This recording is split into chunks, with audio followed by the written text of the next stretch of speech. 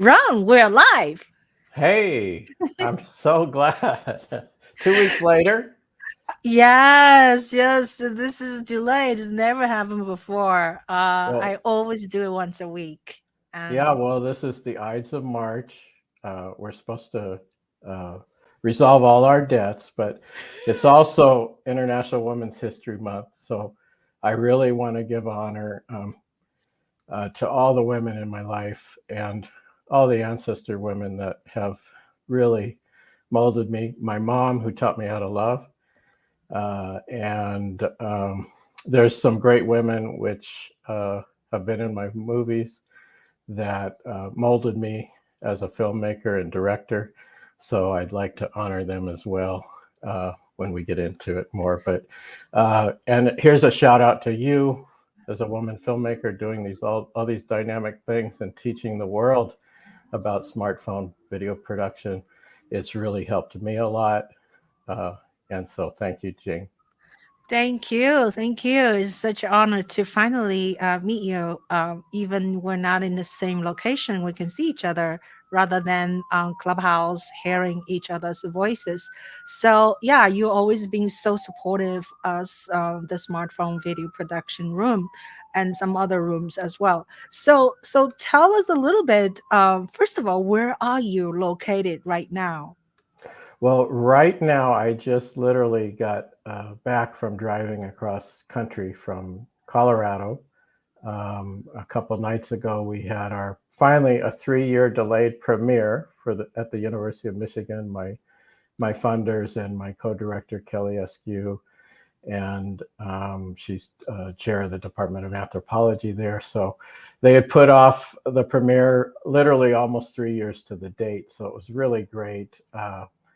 Seeing them and all the people that helped us, all the behind the scenes, and two of the Maasai personalities were there for our film Maasai Remix.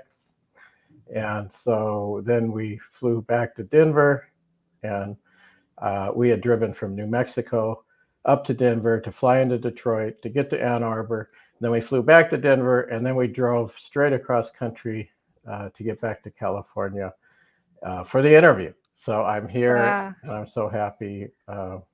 And it's great. And I hope you're feeling better and recovered Yeah. from March Yeah. 1st when we were originally scheduled. Yeah, yeah. So we're supposed to meet each other 2 weeks ago today. Right? Is it 2 weeks or 3 weeks? Yeah, I think it was March 1st. And so Okay. here we are on Yeah, the yeah, 15th. 2 weeks ago. Yeah. Yeah. So yeah, thank you for for letting me delay this process. Like everybody else, I finally got the thing with the C word, and yeah, I am. Goodness. You can see I'm back to so-called normal, and yeah, and so I think this whole thing reminds us that we are humans and we cannot we're not over, right? We're not super heroes that we can conquer everything, right? I mean, the Well, virus will get you if they want to get you, right? So life is a lot like the filmmaking process. You know, yeah. sometimes I feel as a director, we're really just almost flying a kite. Things can go wrong. But without the wind, we're not going to fly the kite. So Mhm. sometimes, locations go down, weather, and just like life, we have to be really willing. And I think age has helped me with the wisdom of knowing how to let go and Yeah. sort of ride the waves of life and the challenges. Filmmaking's Right. a lot the same way. Right. So now you are you have your own niche when you make films, and are you mostly a documentary filmmaker? Actually, I started out making dramatic shorts, and I made films in high school. I had a great award-winning Egyptian filmmaker who had won the equivalent I think in 1958, the equivalent of the French Academy Awards. I'm sorry, I don't know what they call that. But his name was Raymond Nassour. And he taught at a little Catholic school that I went to in Burbank, beautiful downtown Burbank. They always laugh at that because there was not really a downtown Burbank. It was just NBC studios and the little shops and things around. But Raymond Nassour started a Super 8 class in high school. And I won an editing award and a Best Film Award with my film called Party. And it was basically a party, a high school party, a junior high party, and a kid's birthday party going on at once. And we had a food fight with yeah. So that was it. That's the only film that's not on my website yet.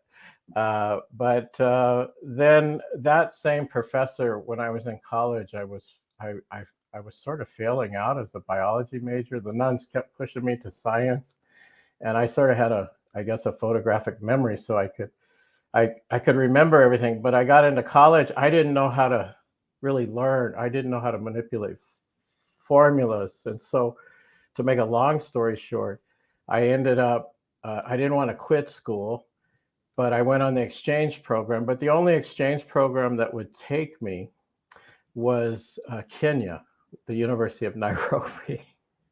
And I really wasn't prepared. I had only taken one African studies class, but somehow I talked my way in there.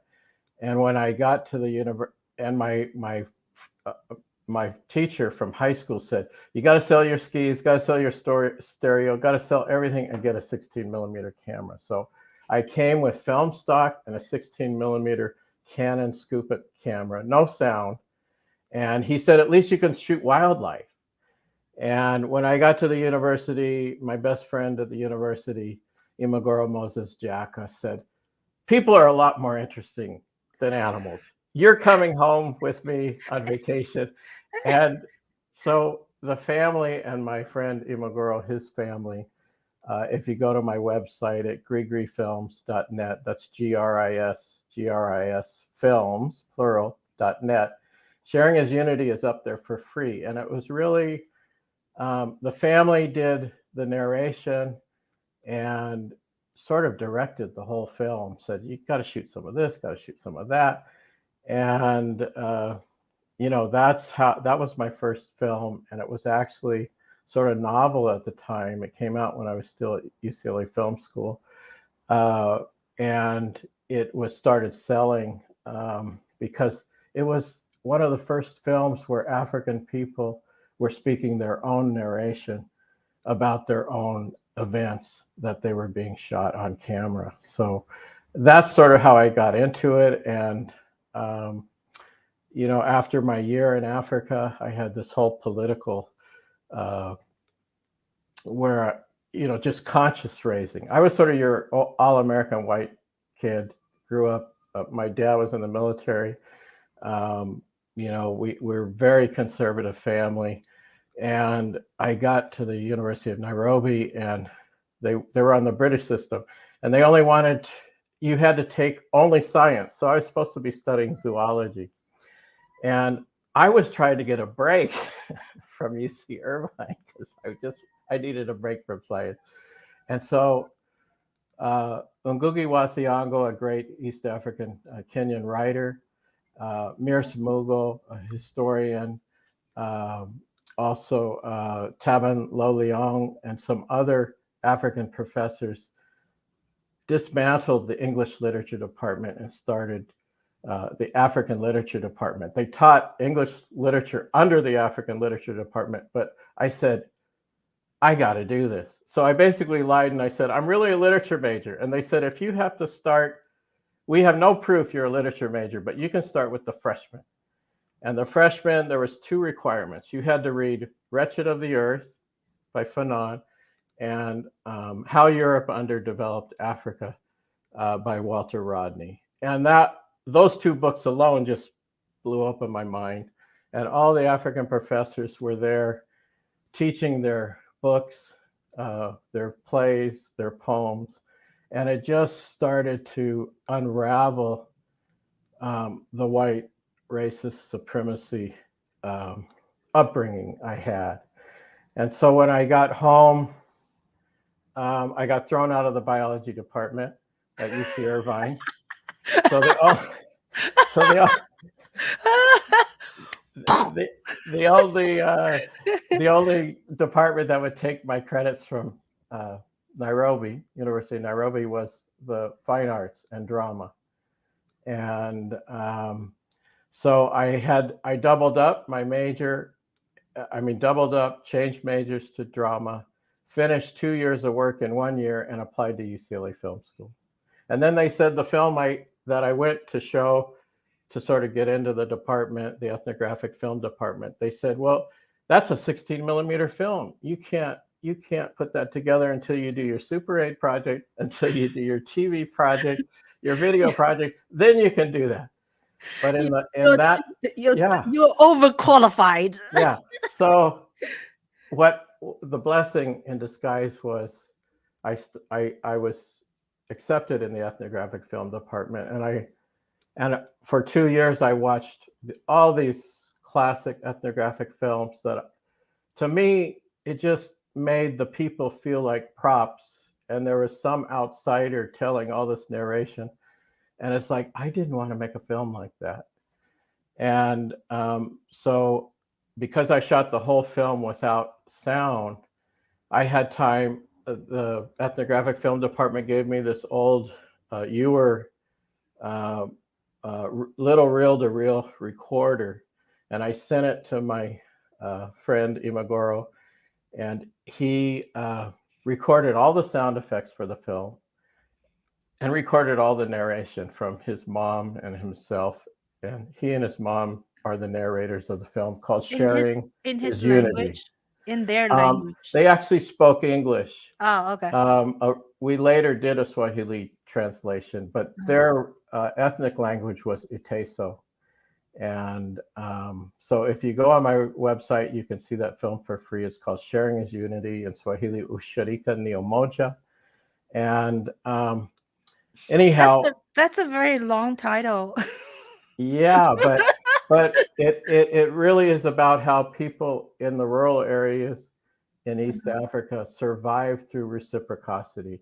And that was sort of the golden rule that I learned about Africa is, and so that and then also I was so upset because this was in the early 80s. I got back, I was in UCLA, and I became like a born-again political activist. And I was in anti-apartheid work. Because I didn't, supposedly I didn't know, or I had no idea of the injustice. But when I was in Kenya, I saw the American Tobacco Company exploiting my Ateso adopted family. I saw the British tea plantation still in effect. So there were politically liberated with a president, an African president, but economically there was still this exploitation, which to this day is still going on in most of the African countries. And so, hold on, Ron. Yeah, can you show me which one is this? Because the Maasai remix. If you want to show a trailer, or no, the one I'm talking about is Sharing is Unity. Yeah. Sharing of Unity. It's Ushirika ni Umoja. Huh? The one that starts with there it is. That's it. Okay. Okay. Sharing Unity. Yeah. Okay. So this is the film you shot with 16 millimeter. Yeah, without sound. And we did all the sound later. So the story is what? It's the people in Kenya, just day-to-day life. These are all my African brothers and sisters. The mother there in the polka dots. That's the day they actually gave me my name, naming ceremony, and they named me Imoru, which my last name is Mulvihill. It means little hill. But I think there's a a trailer there. I'm not sure if you want to Yeah. just show the trailer. View sharing in English view. So there's a viewing in English. Yeah, so that's free. Yeah. I don't think we Oh, made okay. a trailer because we're Oh, okay. giving the film Yeah, yeah, yeah. there. Yeah. But I'll just play a little bit. yeah. So what happened is, 21 minute?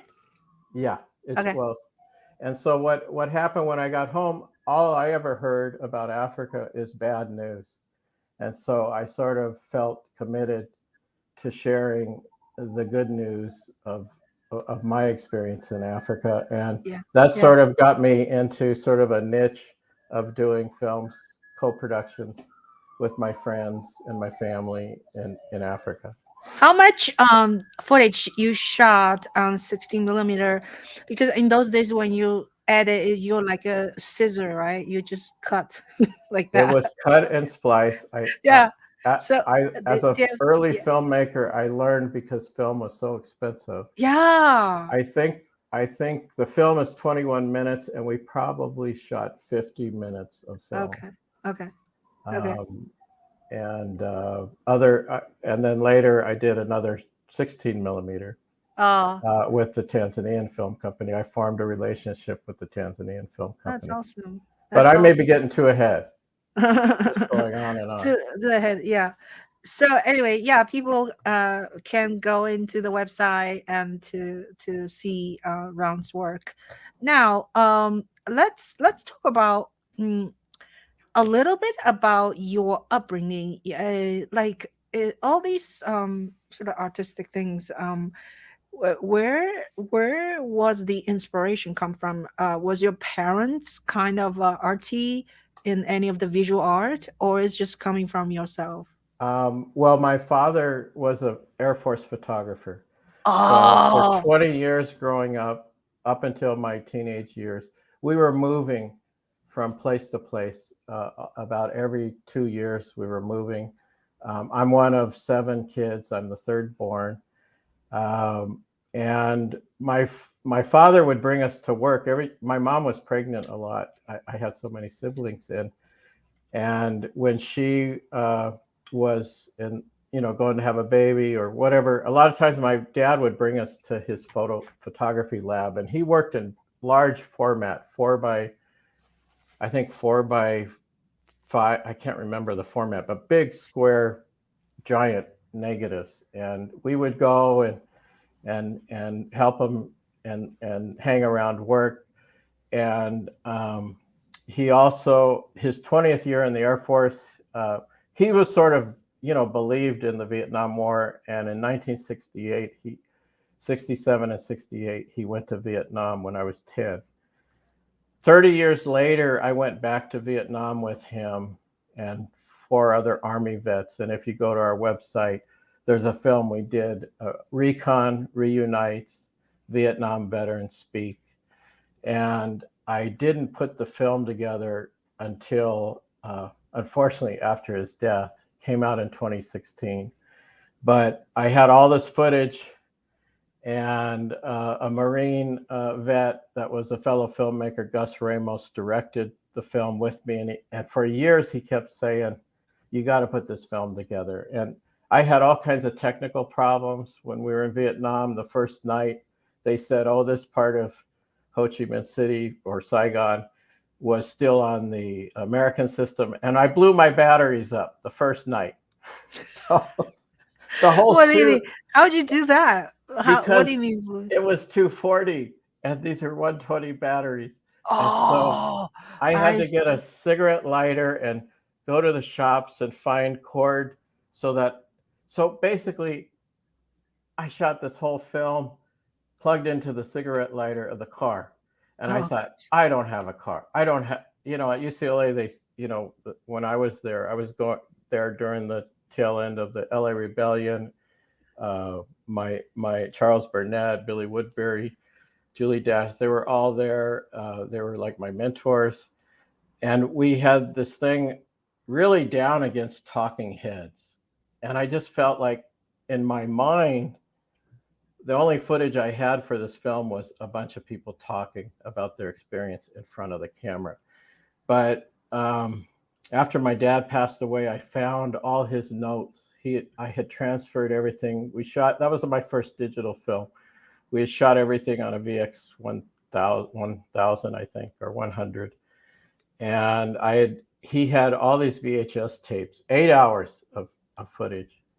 And he had all his notes. And I just broke down crying because I didn't do it before he passed away. I Yeah. was so involved with my feature Yeah. and trying to finish that, which took almost 8 years and 10 years to promote.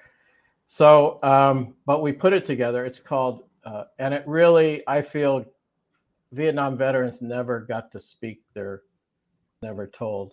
Mm. But it was great because we met Vietnamese leaders that were working, you know, from the North Vietnamese. And, it was a civil war, but that's the film. And there's the trailers up there but I highly encourage people, if you're interested, it's a pretty healing film for veterans and for kids like me. Because I was scared to death. I haven't seen him in 3 or 4 years, and he calls me So, up. so this experience of making the film and go back to revisit, the country, so it sort of changed your previous concept about the war, right? Well, it really got my dad close. It made me understand that most people were there just trying to, even though my dad believed in the war, most of the people, most of the veterans there did not, and they were there just really trying to stay alive. And it's a horrendous thing, but we met Vietnam commanders with these on the screen. You can see these are some of the Army vets we went with. My dad was never, he was always in the planes taking before and after pictures. And so we actually met people that sort of saved their lives on a daily basis. So it's a pretty engaging film. It really Who's brought that? my Who's dad that? in. That was the guy, that was the platoon leader that shot. And then the guys gave me their 8mm footage and all their photographs. And I had my dad's photographs. So all the stock footage in this film is from the guys who were there. Wow. And, Wow. and I didn't go to the National Archives or anything to get that. They gave me all this war footage, the scene we recreated. It's Awesome. all from their footage. So is the person shot the video is a professional or is your dad? I shot. No, they were just shooting 8mm. They didn't okay. shoot video. They were shooting 8mm. Yeah, are they professional shooter or No, they were just, everyone back then. A lot of Oh. people had 8mm cameras, okay. and it was sort of like your home movie camera. Yeah. So that's Lance, and Wow, he had to carry a gun like that. So we went to all these places. That's your father? No, that's another guy. Okay. That's Lance Sorensen, Okay. a Vietnam vet, and he's talking. Yeah, so go and check it out. Thanks for sharing. Yeah, that's awesome. That's awesome. Exciting. Yeah. So you were talking about you were coming from this white, sort of a background, privileged background, and now you are very much involved or part of the community of these minorities, right? Like African people, or and how like is the transformation slowly, or you were moved right away and then just become kind of involved? Well, this bothers a lot of people, but I think as a white person growing up in America, you can't help but if you're going to change or you're going to try and disengage from the white supremacy mentality, the privilege mentality, it's a recovering process. It's a day-to-day. There's so many what I call racist defaults that we all have. And if you're brought up white in America, I don't think you really can escape those. And over the years, it made me feel more responsible for the system, and being more responsible, unlike, people categorized racially as Black in America, they're doing the fighting, they're getting killed. I'm less likely to get killed for pushing up against the system or trying to change the system than someone of color fighting this, because we see what happened to many of the Black Panthers. We saw what happened, but it made me just really, like I said, I sort of became a born-again political activist during my years at UC Irvine to finish up, and UC LA. I was very active in the anti-apartheid movement, and the South African consulate the white South African consulate had been kicked out of San Francisco, and they were trying to move into Los Angeles. And so what happened, the LA City Council said no, but unfortunately, the first Black mayor of LA, Mayor Bradley, made a secret deal with the white South African government to have the South African consulate move into Beverly Hills, which was real close to UCLA at the time. So I was a co-coordinator of an 80-member coalition of unions, churches, student groups, activist groups to close down the racist South African consulate. And for almost 2 years before I was arrested for just talking about apartheid. This was during Reagan's time, and he actually put a white paper out to antagonize anti-apartheid activists at the time, because he was doing this thing called constructive engagement, so-called trickle-down democracy for Africans in South Africa. And I put out in the press, I found at the UCLA Research Library a picture of Mayor Bradley giving that key secretly to the South African Consul General. And when that got published, my life started going to hell. Somehow all my grades at UCLA got changed from A's to F's on my transcript. Oh no! When I was applying I was trying to do my thesis film on alternative medicine in the U.S., acupuncture,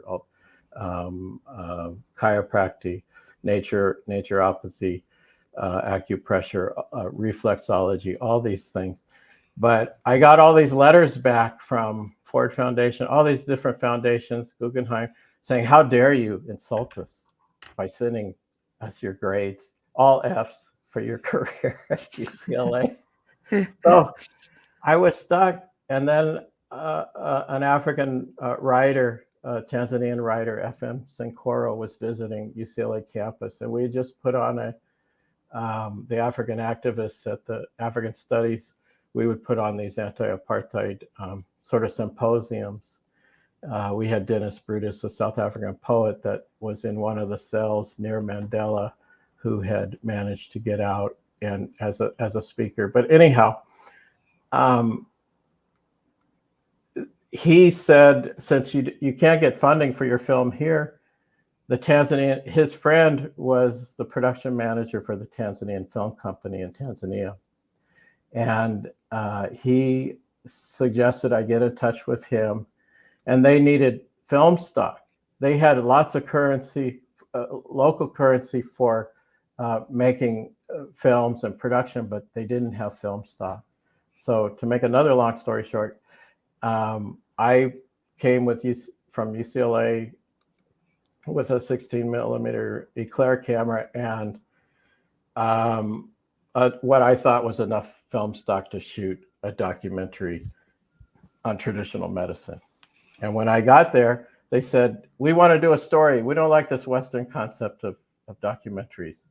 If you want to do a documentary, you got to reshoot this German documentary about roots of German music in Tanzania, that the Germans donated all these short ends and all the film stock was bad. And I thought, oh my God, I don't want to do this. But they said, we'll give you a co-director, we'll give you a driver.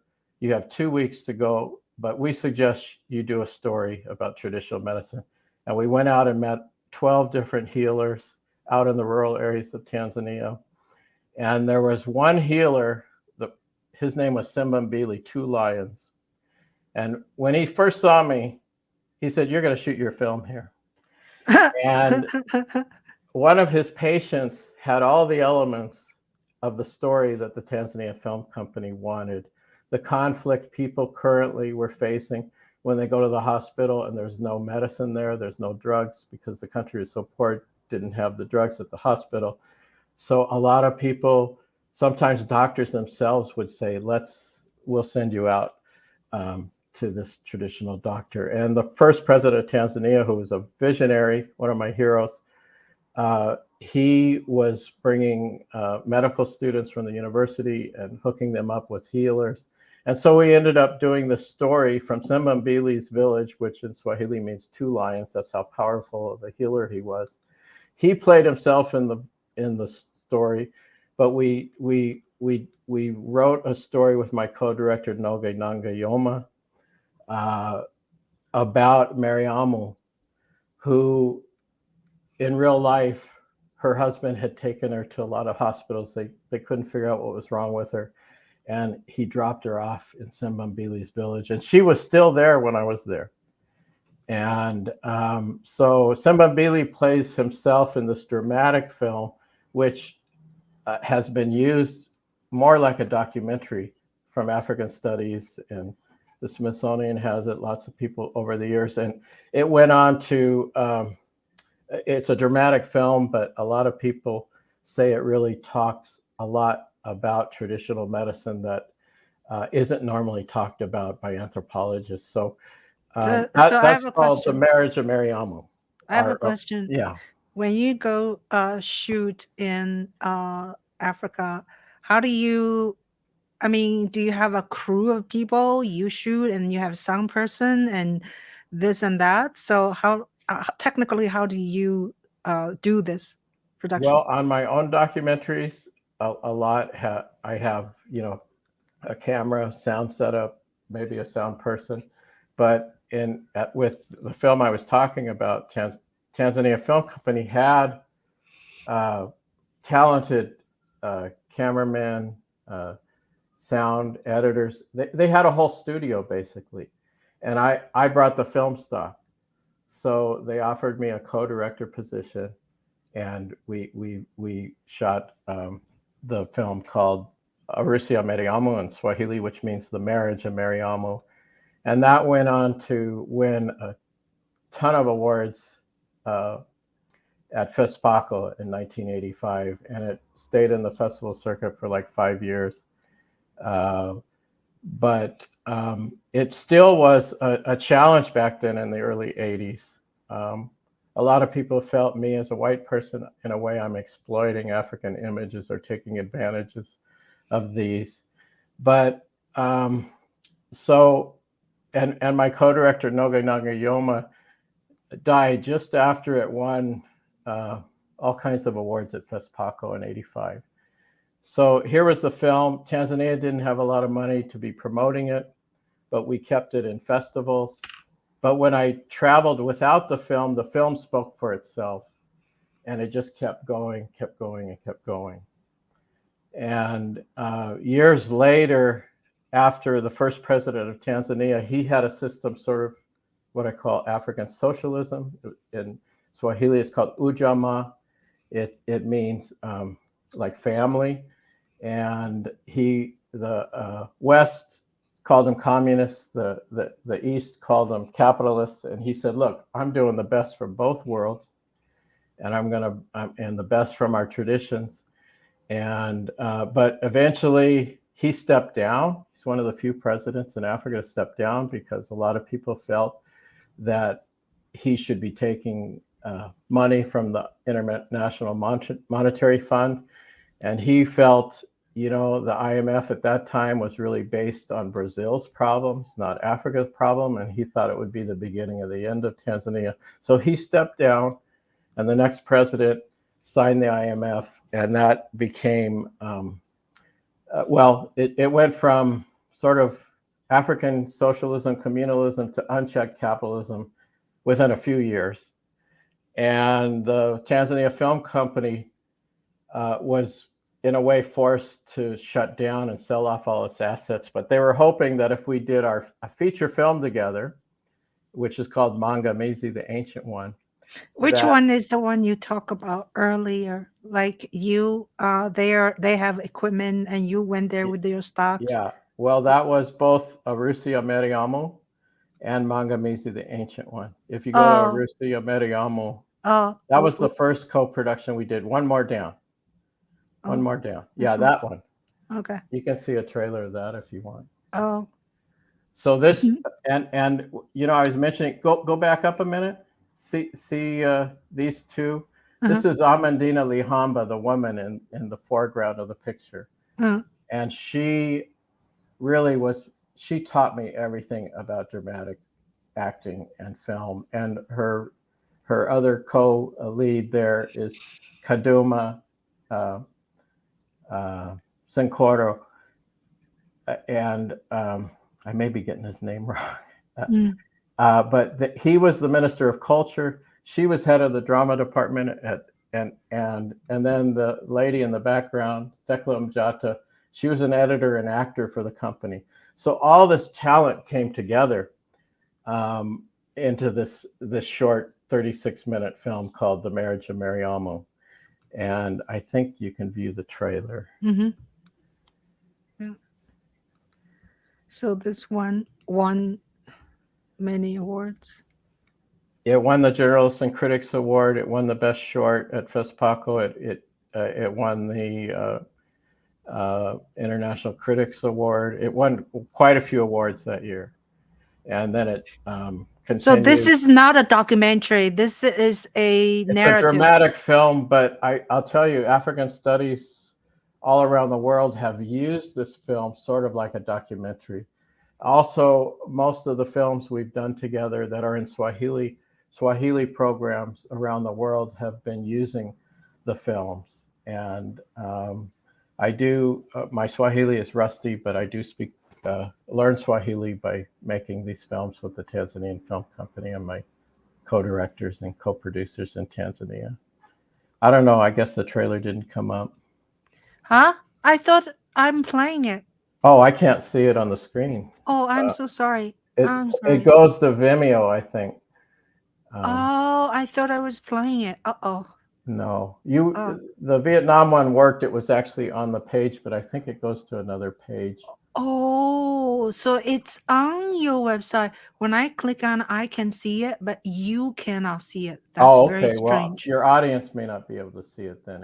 Do you see it now? No. That's very interesting. Well, everyone out there, go to the website and you can see it. Oh, there it is. Okay. I have to click another button says share this. Oh, okay. I've never done this within the. Yeah. So yeah, that's it.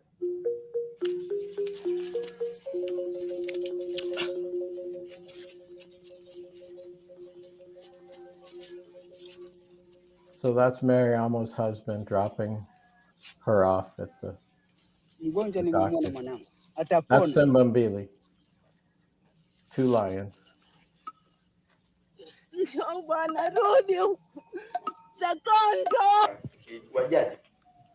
Naweza kumsaidia nini? Mariamu. That's Mariamu.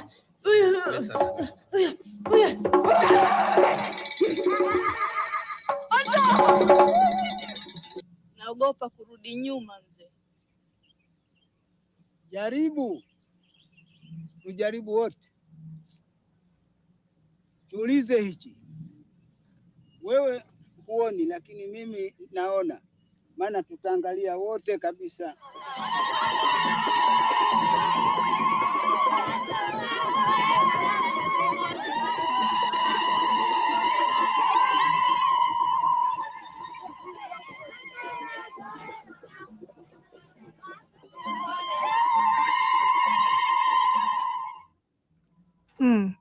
Yeah. Great. So Thanks. we recreated this whole wedding in Simbambili's village. He was really amazing. And a lot of the villagers played all the extras and then we had like the three best actors of Tanzania playing the lead roles. We have a question from Anne. She was asking, when was Sharing is Unity created? Sharing is Unity was shot in 78 and 79 at the Christmas and the Easter break at the university. And but it didn't come out until 1983 when UCLA finally let me finish my 16 millimeter co-production. Wow. I wanted to thank some of our viewers right now, audience with us. Just backwards. Helga is.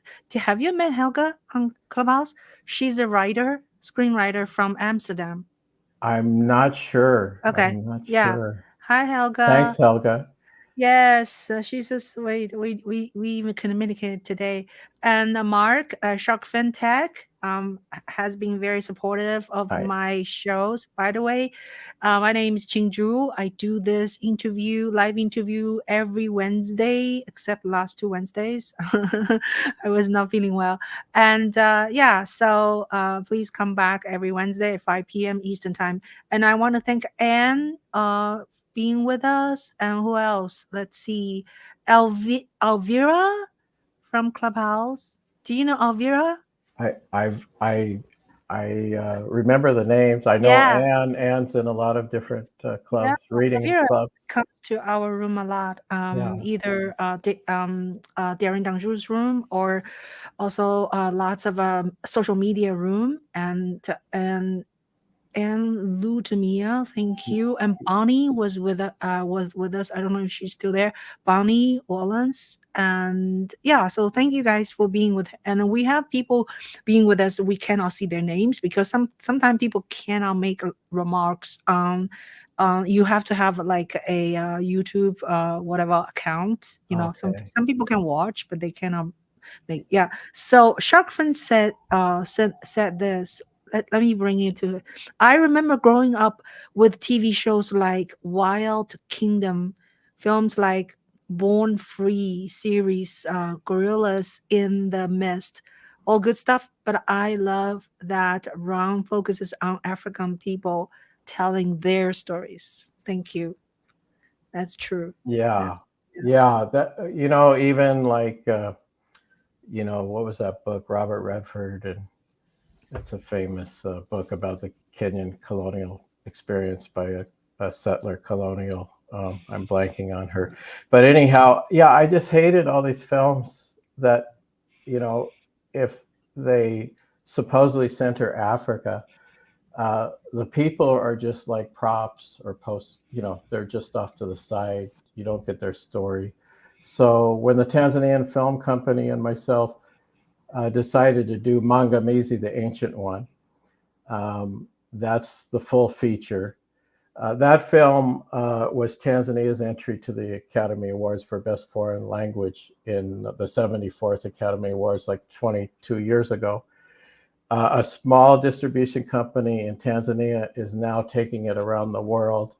It's finally, after 25 years, even though it got lots of critical acclaim, won lots of awards, it's being seen all over the continent. The Tigritude Festival from Paris took the last 25 years of African cinema, and now it's on a tour to 12 African countries. So I'm pretty excited about that. Also, Maangamizi's being released all over urban cinemas throughout the city. They're really smaller, intimate settings. So it's pretty exciting, but we had to, even though it got a lot of critical acclaim, we had great reviews in Variety. It won the Paul Robeson Award at the Newark Black Film Festival. But the film now is being seen around the world, and it's pretty exciting, and it's being used as a model of how African cinema probably 70 years of African cinema. Almost no one in Africa has seen them, and around the world. And so I gave Ajabu Ajabu, if you go to their website, ajabuajabu.com, they're distributing it throughout the continent, and we gave the African rights to Ajabu Ajabu, and they're using Maangamizi as a model of how African cinema can be repatriated, because most African cinema is owned, unfortunately, by European or American or libraries or distributors, and they charge such a high price. And that's why they haven't been seen on the continent and around the world. Yes, very, very interesting. And I was thinking, or probably other people are thinking the same thing, that how does a documentary filmmaker make a living? So tell us a little bit, can all these projects you made for the last 40 years, can you be a filmmaker and live on the filmmaking, I guess, income to sustain your lifestyle? Well, first and foremost, I think as filmmakers, we're artists. And, one of my affirmations every day is I'm an artist, I'm a filmmaker. And at my heart, that's what it is. And I'll do whatever it takes to make films. I've made all my films outside of the Hollywood system. We got close with Maangamizi. If it wasn't for Alice Walker and Jonathan Demme, Alice Walker wrote us a letter and gave us support. Jonathan Demme from Silence of the Lamb, he had done some documentaries with the Neville brothers. The youngest Neville brother did our score. There was a lot of great magic. The cast and crew in Africa, no one really got paid except during production to make that film. And now, 25 years later, because of the systematic racism within Hollywood, everyone said we don't know what to do with a Swahili film, even though 300 million people probably speak Swahili on the continent throughout. It's an interethnic language of exchange in East Africa. And I would tell them why, you do it the same way you do with a French film or a German film or whatever. But back then it was really difficult. But after we opened the doors in the foreign language for African cinema, the next 3 years, a German language film on a colonial experience in Kenya won the award. Then Sotsi from South Africa won the award. Then Hotel Rwanda won the award. So, Maangamizi, I feel I'm so glad we decided to do it in Swahili. We talked about with my co-director Martin Mahando of doing it in English, but we really pushed, feeling, hey, we got to make the films we want to make and not always be thinking. And a lot of people think this is financial suicide, and in a way it was. But now we're seeing films being done in different languages, and but it's been a struggle. So to me, I commit to being a filmmaker every day. I also have self-distributed all my films through the website over the years, which has been a lot of work, but over time, they've all paid for themselves, except for the feature. Still several, probably, 80 grand in debt. And unfortunately, no one's really been paid that worked on the film. Barbara Oh from Daughters of the Dust played the African-American lead. And it's about an African-American psychiatrist that goes to Tanzania to do her residency. And the patient she's assigned to at the National Mental Hospital is being... So that's a narrative film. It's a full-on narrative. Who wrote? Did you write? No, my wife actually wrote that film. And an interesting thing about it is that we met at film school. She's an African-American writer. And her white professors kept telling her, you got to stop writing this black subject film. You got to write a white script for your thesis script. So she wrote this film for Betty Davis, a classic Hollywood actress, Right. and the story is the same. It was about Betty Davis is a spirit, Hecate, the goddess Hecate, haunting this person in a mental institution in California, and the patient and the spirit get together to help the psychiatrist. So this story, when the Tanzanian film company was almost being sold off, they said, we got to do this co-production. If we do a feature, something dramatic, maybe the IMF will let us keep the company. So they asked my wife if she would turn it back or turn it into an African story. So the story for Betty Davis, her That's thesis funny. script at UCLA, Yeah. became Maangamizi, which in Swahili means destroyer. Yeah. Became Maangamizi, the ancient one. Yeah. And it's sort of really crazy how this. Yeah. So business speaking of racist, you want to hear a story? Because you did not know. Sure. Some people know. So yesterday morning, I got a message from one of the Yangan. I'm a Yangan, right? Yangan is Yeah. people who supports Andrew Yang. Everybody go see Ching's film, My Yangang Diary. It's a great film, and I love it. She put her whole life into it. First time film. It's won awards. You can see it for free on Tubi, or you can order it from her website. My Yangan, oh, you're a good publicist for me. So I just put it there, myyangandiary.com. You'll see everything. So anyway, now it's on Tubi. You can watch for free. So Yangan sent me a Facebook message, and he said, "Take a look," So I saw the 2 videos done by someone posted on Twitter. So, and then later on, I saw it on YouTube. It's the same content. What happened was this person who made the post was showing a young gun in my film. Actually, you have seen him, a very passionate activist for Andrew Yang, and this video showed him in a rally, like a Nazi kind of rally, and he showed his face. Everybody was wearing masks, so nobody knows who they are, but he took his mask off. So the person made a video, said, look, you can see who he is. I don't want to mention name right now. Yeah. Okay, so and that was then one of your supporters. Yeah, for and it's Andrew my Yang colleague. in the film. He's my colleague, and we work together. So I mean, not colleague. We're all activists. So and the guy made a video also said, now what do you think Andrew Yang's gonna say this? Like that. So I was very concerned about not only the guy, sort of, I can see the guy's face, and he was our comrade, but the guy the video maker made a comment about, look, Andrew Yang, like. So I opened the room yesterday. Was it yesterday?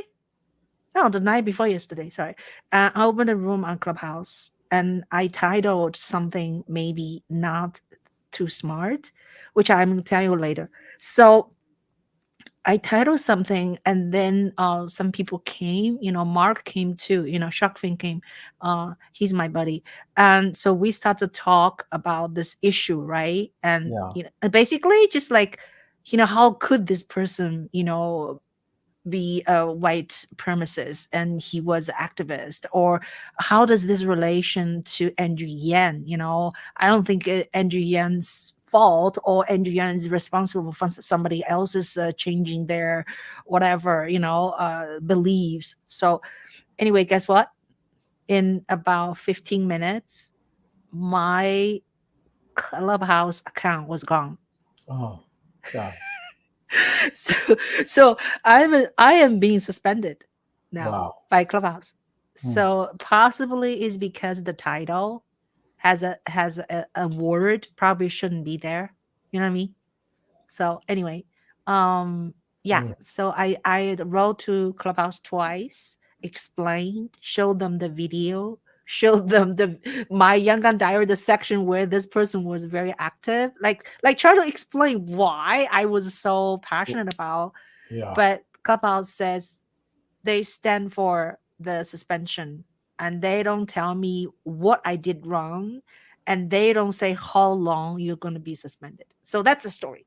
But Wow. anyway, so the reason I mentioned that is because whether we recognize or not, or believe or not, this is still going on, right? Yeah. The Well, prejudice. yeah. This is what and some other great things about Clubhouse.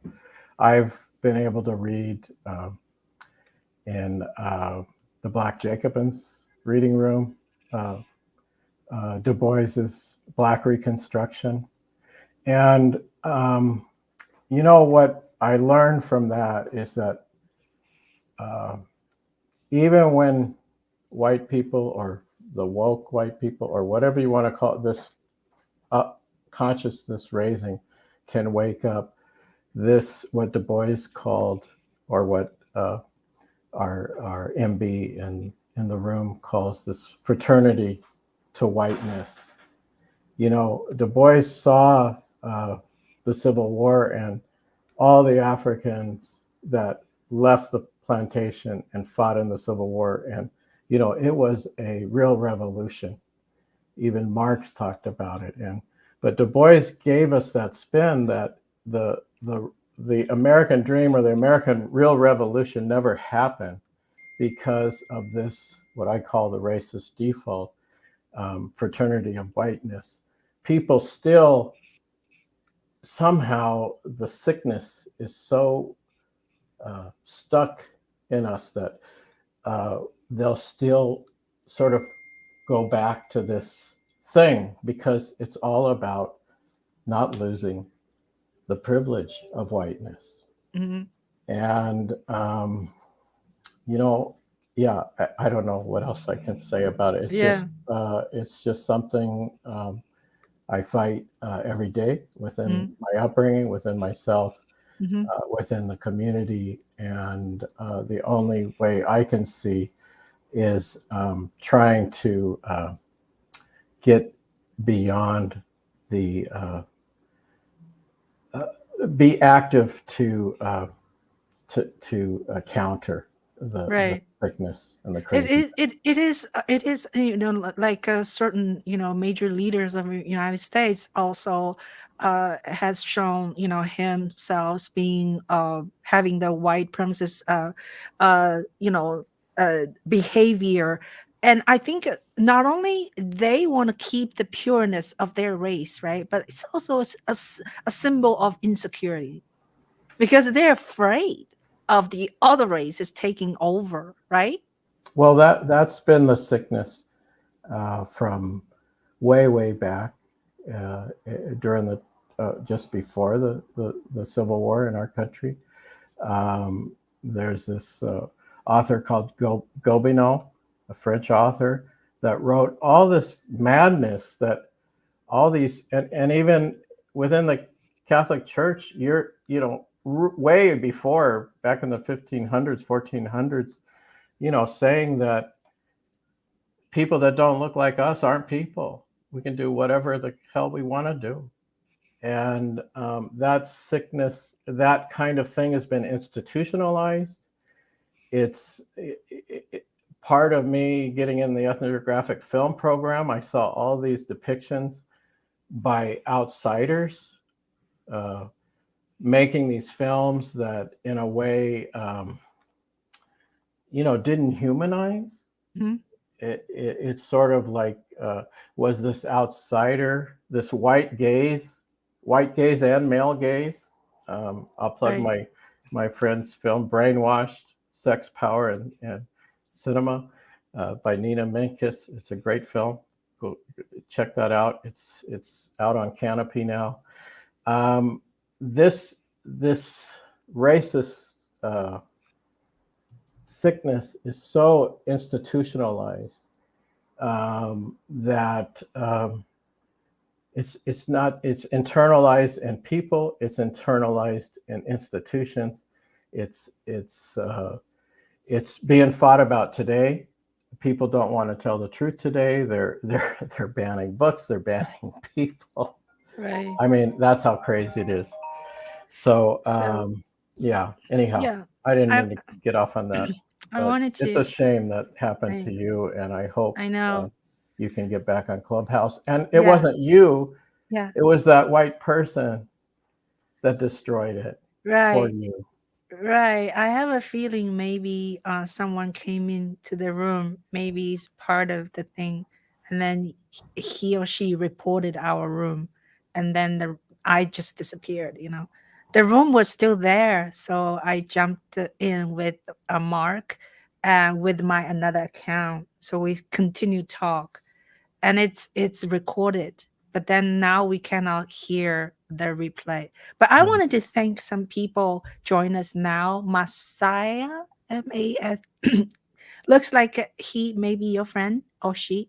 Maasai Nation. Maasai Nation. Maasai Nation, welcome. And earlier I see my friend Samantha. Hi, Samantha. And also no number one says thank you for this great discussion, greatly appreciated, and looking forward to checking in next week. Tons of love to you both. Yeah. Thank you. So people have sometimes different what do you call ID, so we don't know who no one is. But thank you guys for join us. If you like this session, please don't forget to subscribe this channel, and more importantly is actually to watch some of whoever you subscribe. You should watch their video, because if you just subscribe and if you never watch their video, and it doesn't mean a whole lot to algorithm. So yeah, watch some of the videos. And now, Ron, do you have a YouTube channel? I don't, You should have one. I know. Well, I feel like I'm always catching up to you, Ching. Yeah. So you're a great mentor. I hope to do it. And I've been in your smartphone video production rooms. I've learned so much.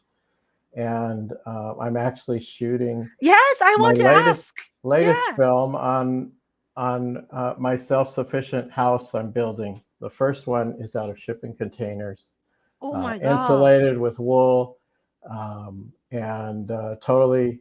I hate to use off the grid anymore. I call it self-sufficient housing. And actually, the first president of Tanzania, his teachings of ujamaa and self-sufficiency. People have, his ideas said that self-sufficiency, the real revolution is self-sufficiency in your housing, your food, and your health. And that's always stayed with me. And my wife and I, we finally are building our self-sufficient house. We got the solar hooked up. And so now we're working on the water capture, sewage encasement. And I worked for years in Los Angeles as a volunteer and for some nonprofits, building housing for formerly homeless families, and also worked with Francisco Homes, was on the first housing for lifers terming out. So housing's always been an issue. I felt that some of these innovations that I learned about back in the 90s about earth ships. Look up earth ships on YouTube. Look up the dirt bag family that build housing out of endless sandbags. But it's always been a dream to, in a way, get off of the system, get off of the grid, and also make housing a self-sustaining entity that could bring us all our water, our electricity, our warmth, and without any middlemen or middle company or utility involved. And I'm shooting the process of that with my smartphone, and got inspired by you and your smartphone video production. And actually, Darian Danju's Movie Makers 1 minute film, my daughter went into that and she said, "You got to get on Clubhouse." And I went into his room. Who's your daughter? What's her name? Maya, but she's actually made her 1 minute film. But you know, all the craziness on Clubhouse, she got into some of those crazy rooms with all the racism and all that stuff, and she hasn't really been back because of that. But she made her 1 minute film, and it's great. So Darian, you inspired her. She inspired me. So any of the listeners, I hope you can get on Clubhouse and go to Ching Juhl's smartphone video production. And every Friday, 12 noon Eastern time. Yeah. And we met. You know, Ron, even when I had, illness, or when I'm in the airport and when I'm in Greece, we still continue to. So this Friday, which is in 2 days, it's going to be our 107 episode. You're amazing. Yeah. The only other room I know, another great room, the Malcolm X room, is on Monday nights. That's been going on as long as yours. So you guys are doing great. So I've learned so much, and I tell filmmakers all around the world they've got to tune in, because I'm learning about microphones, and it's never been easier. When I graduated from UCLA, we needed about $500,000 of equipment to go out and do our own thing, and now we have our computer, we have our smartphone. You get a good mic, and of course it's important. Microphone placement, right? Camera placement, and a good story, or engaging people. A tripod. You gotta have that. And a tripod. A tripod, a microphone, and the rest really is storytelling. And you don't really necessarily need, gimbal or sliding. I mean, it's nice to enhance. I was embarrassed in your room when I confessed that I bought a gimbal. I said, "God, this thing, it looks like an angel floating."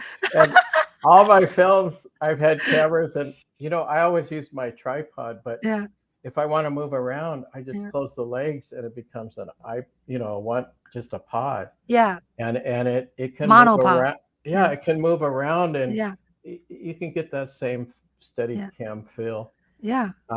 So it's never been easier or more, or it hasn't.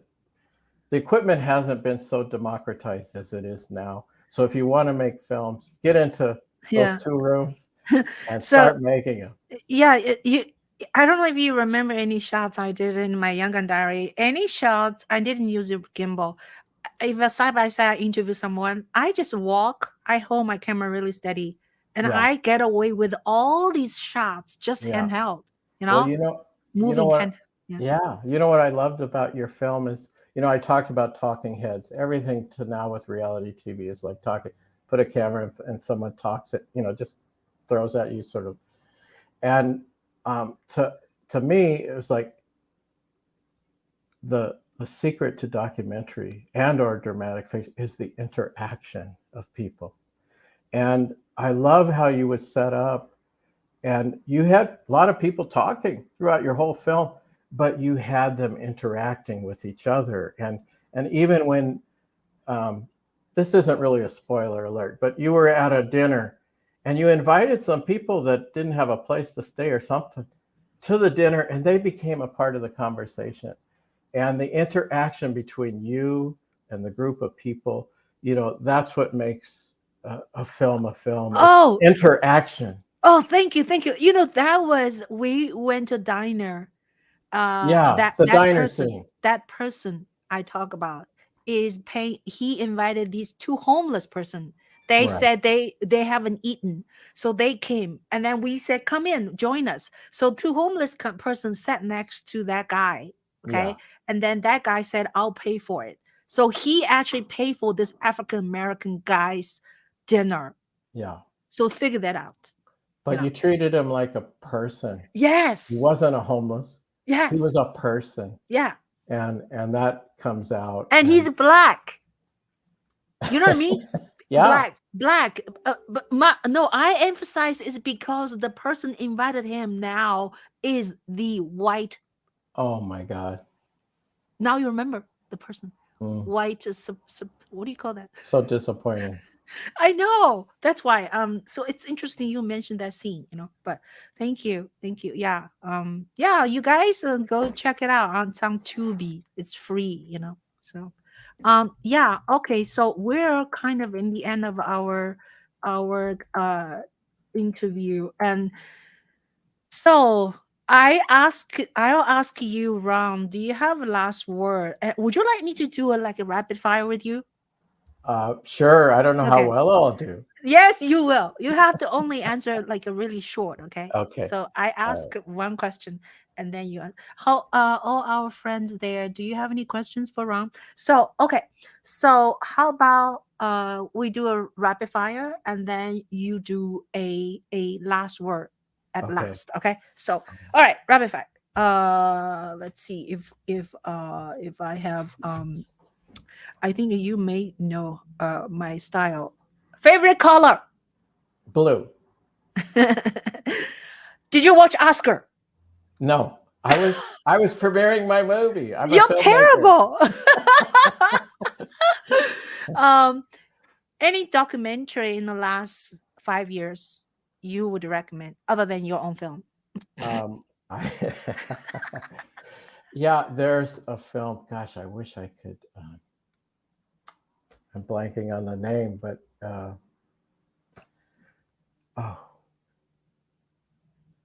it's a film about this Detroit singer that somehow was famous in South Africa, and he got lost.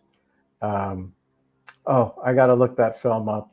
But that was one of the coolest documentaries I saw.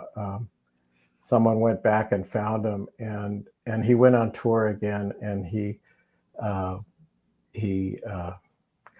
I can't remember the name. How many years ago? It was probably 10 years ago. So not 5 years ago. So a documentary. Oh man. You tell me on Friday. Yeah. But I'll tell you a show I liked. A Belgian criminologist show called Mr. T. Oh yeah.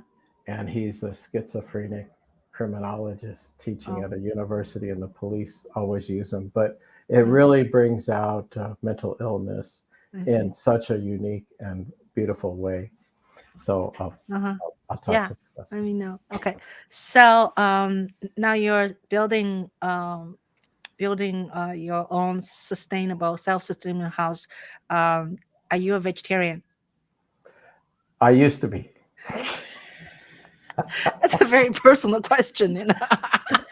I'm a part-time vegetarian. So I'm getting back to it because I need to lose about 30 pounds. So. Oh, okay. Yeah. Yeah.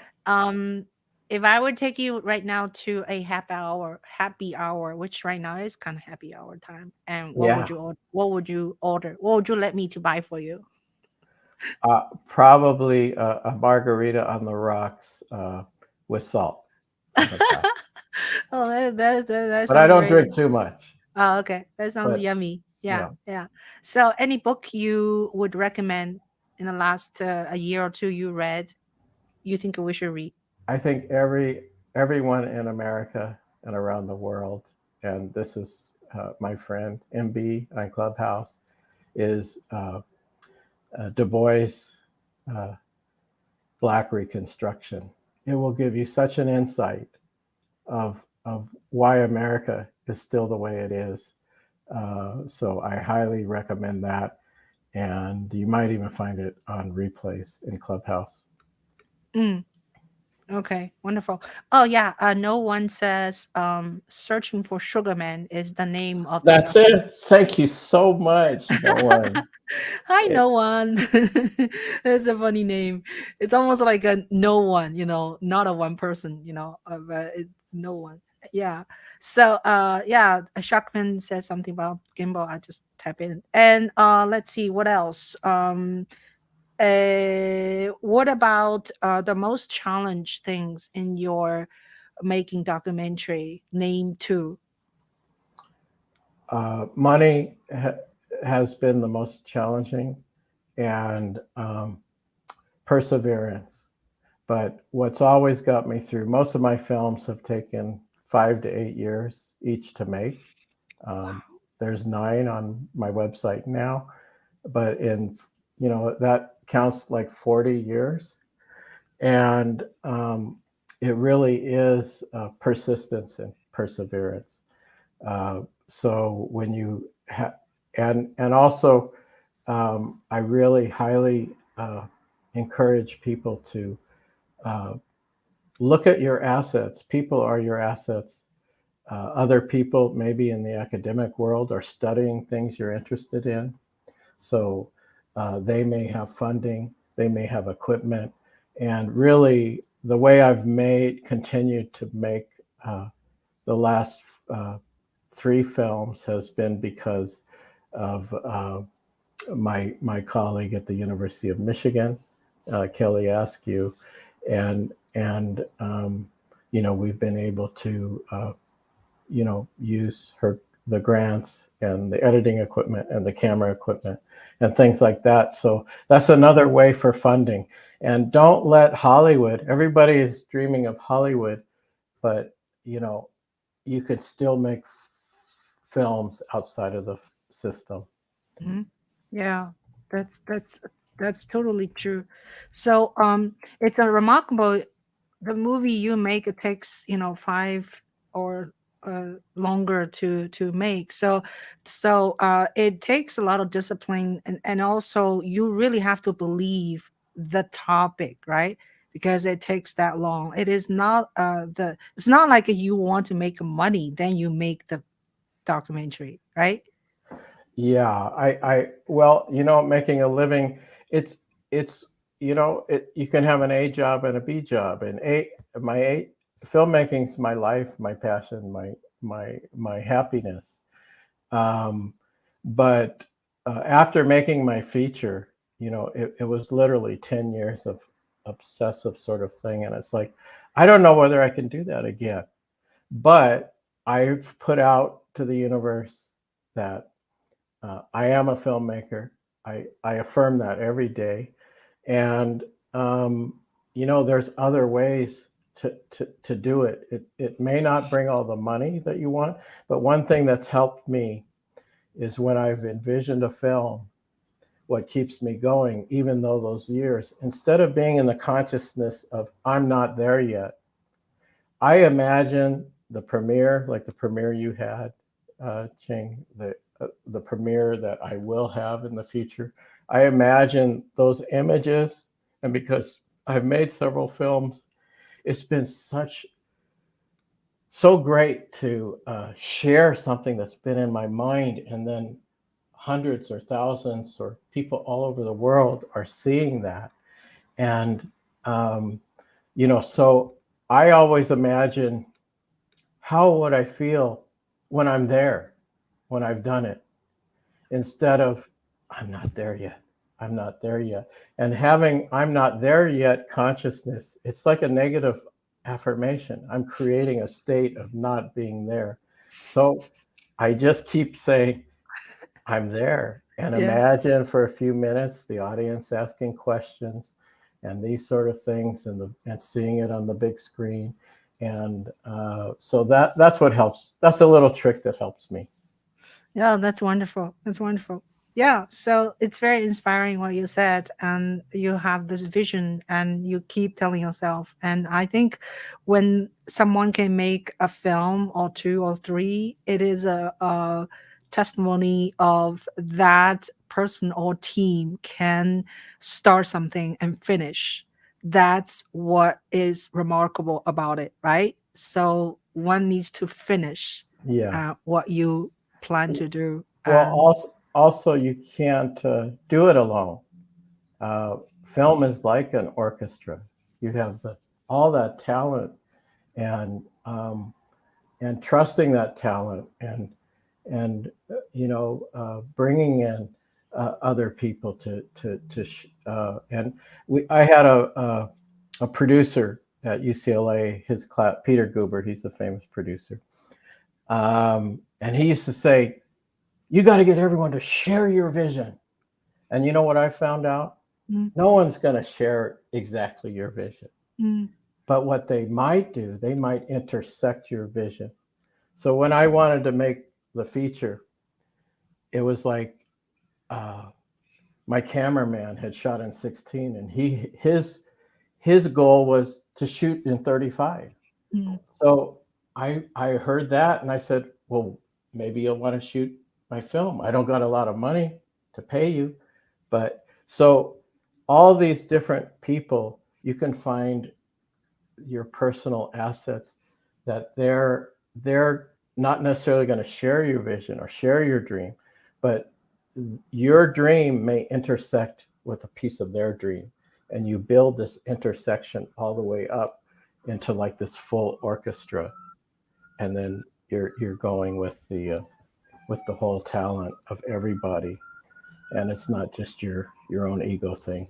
Beautiful. Beautiful set. All right. So this is rapid fire is too slow. I'm going to say last word and you're going to say last word. I forgot we were in rapid fire. Okay. How about you say last word first? Last word, like a clubhouse. Love. Thank you. My last word is longer than you. Okay. Do that one thing. One thing leads to another thing. That's it.